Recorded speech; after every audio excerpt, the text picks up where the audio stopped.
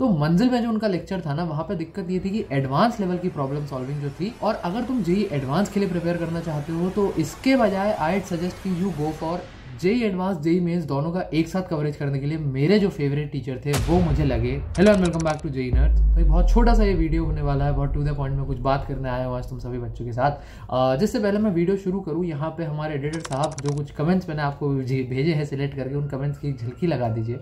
ये कमेंट्स तुम पढ़ो जरा। NV sir versus Salim sir, Rajwant sir, ये कंपैरिजन वो comparison, Tarun sir much much much greater than Sachin sir, Ashish sir lower, ये वो फलाना ढिमका।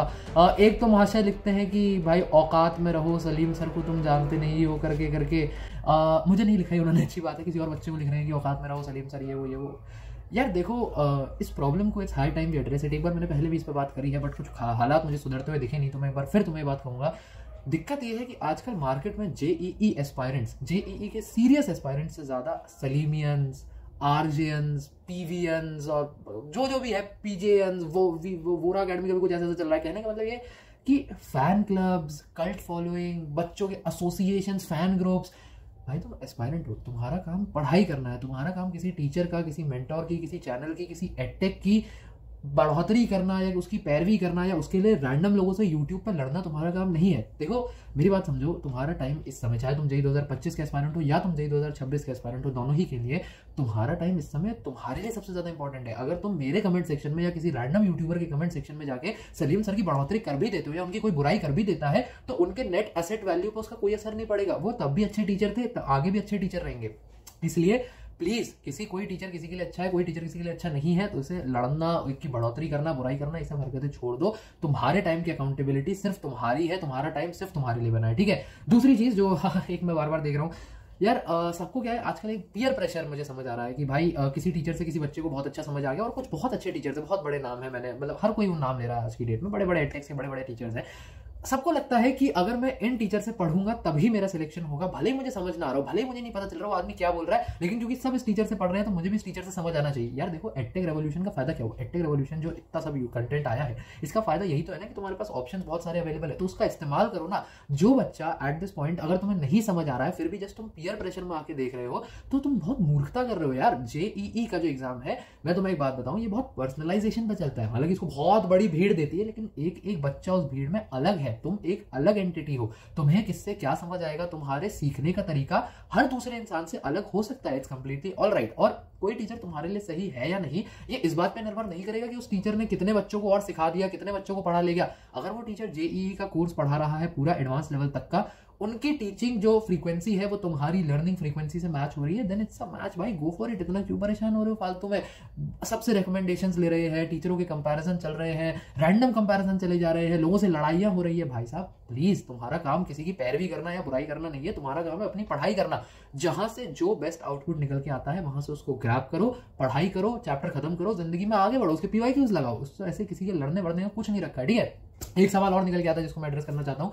हमें कैसे पता चलेगा भैया, हम तो बहुत सारे बच्चे इसलिए भी सवाल पूछते हैं कि ये पता चल जाए कि कोई टीचर एडवांस लेवल तक पढ़ा रहा है या नहीं पढ़ा रहा है। मैंने खुद अपने कमेंट्स में देखा है, भैया ये टीचर एडवांस तक पढ़ाते हैं क्या, या वो पढ़ाते हैं। देखो, एडवांस तक कोई टीचर नहीं पढ़ाता है, वो जिस प्लेटफॉर्म पे, जिस कोर्स के लिए पढ़ा रहा है वो मैटर करता है। अब यहाँ पे मैं तुम्हें स्क्रीन पे 2 इमेजेस दिखाता हूँ। सबसे पहली ये जो इमेज तुम्हारे सामने आ गई होगी, अब मेरे सामने तो कैमरा है, ये इमेज देखो अपने सामने। इसमें पंकज सर के लेक्चर है, इन्होंने कॉम्पिटिशन वाला के लिए लेक्चर लिए हैं। इसमें ऑर्गेनिक केमिस्ट्री इन्होंने पढ़ाई है, जीओसी, आइसोमेरिज्म वगैरह सब तुम्हें चैप्टर्स अपने सामने दिखाई दे रहे हैं स्क्रीन पे। क्या इसमें हम एक्सपेक्ट करेंगे कि पंकज सर ने जेईई एडवांस के सवाल लगा रखे हो? नहीं, क्योंकि इस वीडियो के थंबनेल में बड़ा उन्होंने लिखा है फॉर नीट, या नीट के लिए कंपटीशन वाला उन्होंने चैनल चला रखा है, तो वहां पे वो नीट लेवल का ही पढ़ाएंगे। अब दूसरी इमेज देखो, यहाँ पे इन्होंने थर्मोकेमिस्ट्री, थर्मोडायनेमिक्स और फिजिकल केमिस्ट्री दूसरे चैप्टर जो है वो जेईई वाला नाम के चैनल पे जेईई के बच्चों के लिए जो मंजिल सीरीज निकली थी उसमें जेईई के सिलेबस के साथ पढ़ाया, और यहाँ क्लियरली लिखा है for JEE advance and JEE mains. तो कोई भी टीचर जो है वो कभी खुद लेवल के हिसाब से नहीं होता, टीचरों की ट्रेनिंग या टीचर्स का एक्सपीरियंस इस हिसाब से नहीं बनता कि वो जेईई मेंस लेवल के है, जेईई एडवांस लेवल के है। वो डिपेंड करता है कि किस प्लेटफॉर्म पे उनके लेक्चर का लेवल जो है वो जेईई एडवांस का या जेईई मेंस का है।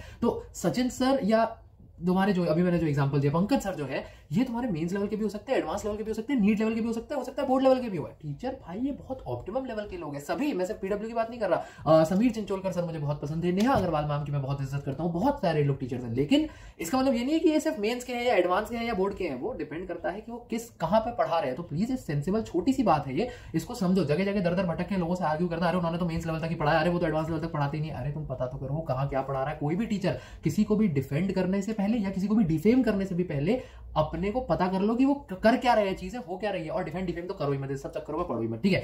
तीसरी चीज और आखिरी चीज जिसके साथ मैं तुम्हें वीडियो पे छोड़ के जाना चाह रहा हूं, प्लीज, ये बहुत बहुत बहुत ज्यादा इंपॉर्टेंट पॉइंट है, it all depends on you. बहुत सारे बच्चों को यहाँ पे एकलव्य की कहानी पता होगी, जिनको नहीं पता एक सेकंड में बता देता हूँ। अर्जुन के गुरु थे द्रोणाचार्य। एकलव्य एक गांव का लड़का था और वो द्रोणाचार्य के पास सीखने आया कि आप मुझे तीरंदाजी सिखा दीजिए। अब अर्जुन और उसके भाइयों को सिखा रहे हैं। द्रोणाचार्य ने कहा कि भाई साहब यहाँ पे लगती है गुरु दक्षिणा, अगर आपके पास गुरु दक्षिणा नहीं है तो अभी आप नहीं सीख पाएंगे, यहाँ राजा के बच्चे सीख रहे हैं। मोटा मोटा कहानी है, ठीक है, मुझे कोई फैक्चुअली करेक्ट मत करने लग जाना, जस्ट आगे है, जो पॉइंट है मैं उस पर आ रहा हूँ।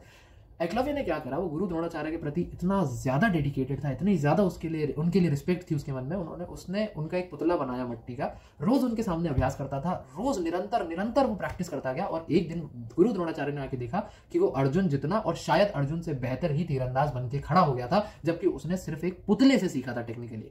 कहने का मतलब ये कि जरूरी नहीं है कि सब ऐसे द्रोणाचार्य ही मिलेगा तो तुम ही एकदम अर्जुन बनोगे, या तभी तुम्हें तीरंदाजी आएगी, या तभी तुम्हारी जेई में रैंक आएगी।